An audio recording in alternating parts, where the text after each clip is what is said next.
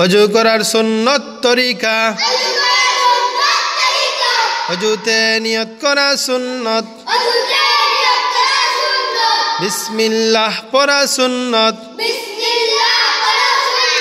দুনো হাতের কবজি সহ তিনবার দেওয়া সুন্নত তিনবার মিসওয়াক করা সুন্নত তিনবার কুল্লি করা সুন্নত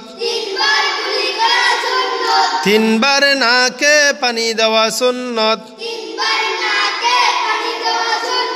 সমস্ত মুখ তিনবার দেওয়া সুন্নত ডান হাতের কনুই সহ তিনবার দেওয়া সুন্নত বাম হাতের কনুই সহ তিনবার দেওয়া সুন্নত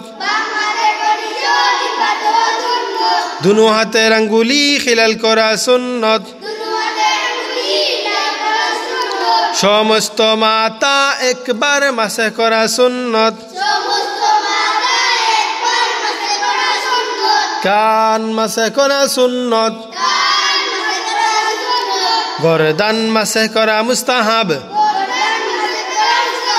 ডান পায়ের টাকনু সহ তিনবার দেওয়া সুন্নত বাম পায়ের টাকনু সহ তিনবার দেওয়া সুন্নত দুনো পায়ের আঙ্গুলি খিলাল করা সুন্নত অজুর শেষে কালিমা শাহাদাত পড়া মুস্তাহাব